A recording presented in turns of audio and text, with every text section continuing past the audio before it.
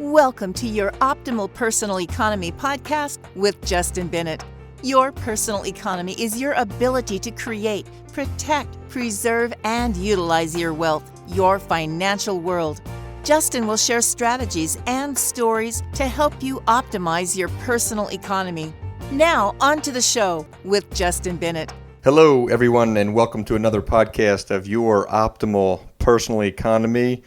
This is Justin Bennett here. Just wanted to spend some time today. We invited a guest onto our show here, Aric Johnson. Aric is a marketing consultant who spends a fair amount of time with a number of financial professionals all over the country. And I wanted to invite Aric onto the podcast here so we could spend some time reflecting on the previous 10 months or so and kind of talking about the next 2 months that's left in a very, very interesting year here in calendar year 2020. So, Aric, welcome to the show. Justin, thank you so much. This is a big topic. This could be a multiple podcasts on this one. Reflecting on 2020, that's a big job. It is a big job, and we're gonna tackle it at least for a little bit of time here so that we can give some value back to the listeners and provide some insight on what we've been seeing and how we've been behaving in this year and how we have found those that are close to us, family, friends, clients, have also been behaving. Yeah, absolutely. And one of the things that I know about you is that you do this podcast truly to get your voice out and educate folks. So I want to ask you, how did you change what your topics were? How did you choose what you wanted to speak about to your listening audience during this time specifically? Yeah, it's a great question, Aric. Of course, there's always the idea to talk about a topic that's timely, whether it be something that's happening locally, regionally, nationally, or globally.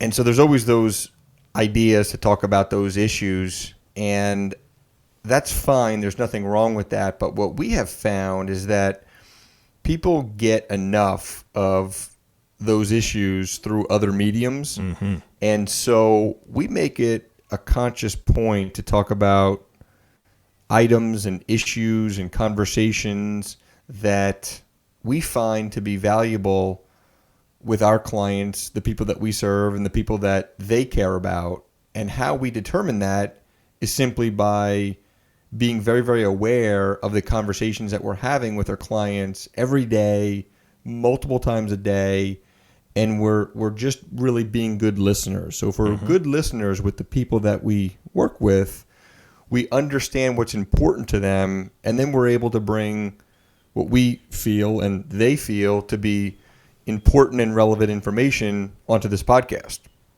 Yeah, absolutely. So that begs the question, what would be the top three, right? So what are the top three things that you think that your clients, your audience has been asking you or asking themselves during this time? Yeah, great question. You know, Aric, I think several of our podcasts so far this year have probably touched on this. But the one main thing that comes to mind is this idea of controlling the life that you want to live and then living into it. And that could be around your finances, which we talk to all of our clients about. That could be with respect to the people that you surround yourself with.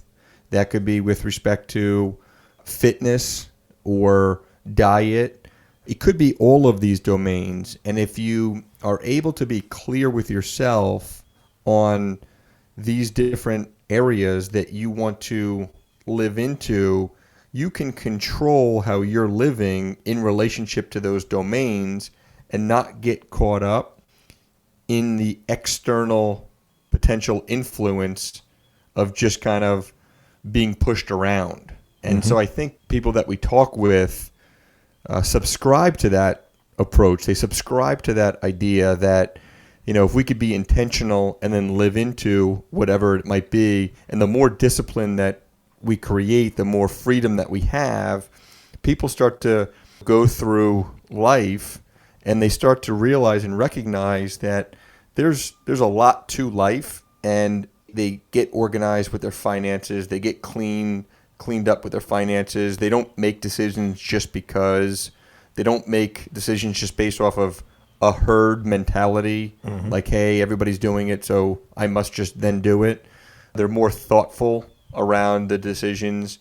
They recognize that nutrition may have some identifiable guidelines to follow. However, nutrition is very individual and specific to one's body, and so you need to try to figure out what's appropriate for you. So we've just been finding ourselves, Aric, having these conversations around controlling the things that are within your personal economy, whether it be wealth, relationships, fitness, etc., and being very, very clear on what it is that you want. Justin, I know you're incredibly intentional about the messages and the messaging that you use with the public, right? My question is, I love the fact that you're talking about control, what you can control, what you can't control. And I think as Americans, we find ourselves a lot, especially this past year, not being able to control so much. We're recording this at the beginning of November, knowing full well that about half the country is going to be reflecting on the fact that they could not control who the next president is, whoever that ends up being, because we're split at about a 50-50. We can't control what the government's going to allow us to do or not allow us to do when it comes to public spaces, right? Or masks or no masks or whatever, with all the corona stuff going on. How do you help your listeners, or the people that you interact with on a daily basis, stay positive about what they can control? It's easy to see all the things we can't. How do you help them just to have that positive mentality to know you can't control these things, so this is what you need to focus on? Positivity is a decision that one makes when they wake up every morning, right? So it's up to them. It's up to, how they want to behave.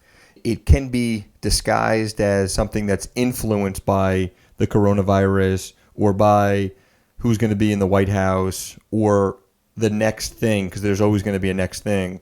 And, as we wrap up this last quarter of 2020, Aric, and we think through what might be on the horizon in 2021, there's going to be things that happen to people, both at a small level and a more grand level, that they can't even fathom today. Even if they hit the pause button and spent the next 10 hours of their day trying to think about what's going to unfold in 2021, positive or negative or whatever the perception of that thing may be, they're going to move through life. They're going to move through time, and there's always going to be stuff that's going to surface. And nobody thought that this coronavirus was going to rear its head in the beginning of 2020 around this time last year. That wasn't even on one's radar. And yet it unfolded and continues to unfold. And everybody's wondering about, hey, when is this thing going to all of a sudden go away? When is the switch going to be turned where it shuts off and it's no more? Yeah. And I'm not convinced that, by the way, that we're ever going to get to that point in time where it's just all right, thank goodness it's gone, right? While at the same time, we need to live our lives in a way in which we're mindful of others, we're respectful of others, we care about others, and we're taking care of ourselves, we're taking care of the people that we're responsible to, and we need to recognize that there's going to be this excitement around who's going to be in the White House, and that happens, I think, every 4 years. And the excitement typically dissipates after some period of time once the election is figured out. And people need to recognize that if they're most aware of who they are, they can discount the history of where they've been, and they could also discount the environment in which they're living, and they can start to recognize that the world in which they can step into is much bigger than that. Yeah, absolutely. And it's hard to get out of ourselves sometimes, right? I think people are not selfish necessarily by nature, but we tend to think of ourselves and our situation before others a lot of times, and it can catch us into a trap of necessarily feeling sorry for ourselves. But all the media bombardment, that we get, and there's so much negativity out there. I know that on the next podcast, we're going to be talking about, the information and the value that you're putting out there to, the listening audience and to your clients and prospects and things and the people that you interact with. So I don't want to dive too much into that, but knowing that change is inevitable, right? And that the media, for the most part, in my opinion, and this is only my opinion, but I think a lot of people will agree with me, they sensationalize a lot out there just to get the viewership. And a lot of it means they want to put out negative things. For these next few months, like you said, that we're in this last quarter, how are you helping the people that are around you focus on those positives and not hold as much weight to the negatives that they're seeing on a daily basis? Life is a continuous thing. Even when we get to December 31, it's not like, in reality, the scoreboard resets. Yeah. It's cumulative. It all gets stacked onto the previous year, and it becomes a cumulative thing. And, so we can't think about things in terms of, in a past episode, Aric, I talked about this idea of, as it relates to finances and investments, there's always going to be like a fad. A fad is something that's introduced based on an external market situation and then typically runs its course, oftentimes short term, under 12 months or less than 12 months, goes away, and then the next fad reappears, right? And so, there's always going to be fads. I mean, you see that in exercise routines. You see that in people's food consumption, how they eat their food. You see that in how parents are raising children. I mean, you see it in so many different areas of life. And yet, people kind of step in and then step out of these different fads. And, when you think about it, it becomes a pretty exhausting approach to whatever that focus may be. And so if you kind of just get more control over all of these areas and recognize that it becomes cumulative, and at the end of December, at the end of every December, it's not like what occurred over the previous 12 months is forgotten, and therefore you go into the next 12 months as if nothing's ever occurred in your life, right? So it's just a continuous cycle of time, and time is something that nobody understands how long that they may have on this planet. And so therefore, I think we need to realize that there's a balance for living for today and also living for tomorrow. Tomorrow may be in 22 years from today, right? Yeah. And that's a big, I think, conversation that's oftentimes not understood, is this balance of living for today and living for tomorrow, because people feel like they need to subscribe to either live for today or live for tomorrow. Mm-hmm. And you know what, Aric, there's a lot of that either or application in decision making, which to me baffles the way that I understand decision making, because it automatically assumes that one feels that it cannot be both. Yeah. It cannot be and. It's got to be one or the other. And sometimes it's actually, peanut butter and jelly might be pretty good together. In fact, people tend to eat probably peanut butter and jelly sandwiches more often than someone eats just a jelly sandwich or someone eats just a peanut butter sandwich. You know? But, listen, there's going to be this ongoing conversation. There's going to be, hey, what's next? We're wrapping up the year. Thank goodness 2020 is behind us. Mm-hmm. I don't know about you, but 2020 has been a pretty good year for me. I humbly submit that. 2020 has been a pretty good year for the people that I hang with, family, friends, clients, associates. And so we just need to recognize that, we're in control of what we want to control, and there's always going to be stuff that's going to pop up. And, I really appreciate your time here on this podcast. Like you said, I know we're going to take a deeper dive into how we get our message out to the marketplace in our next podcast. But, with your experience, with your exposure to other financial professionals as a marketing consultant, I think it's very, very important that you and I spend some more time together. So I look forward to our next episode, Aric. Yeah, absolutely, Justin. Thank you so much for bringing me on. It's always a pleasure.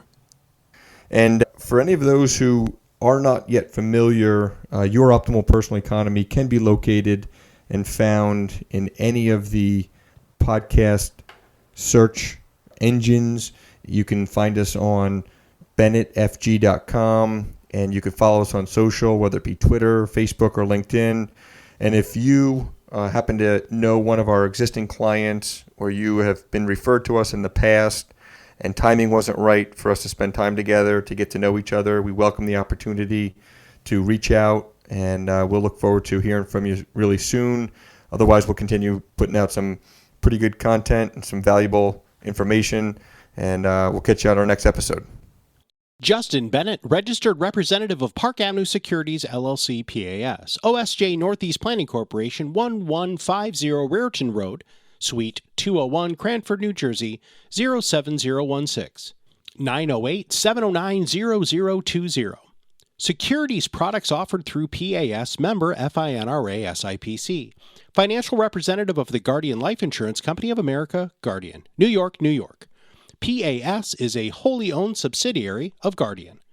Bennett Financial Group LLC is not an affiliate or subsidiary of PAS or Guardian. California Insurance License Number 0H88104.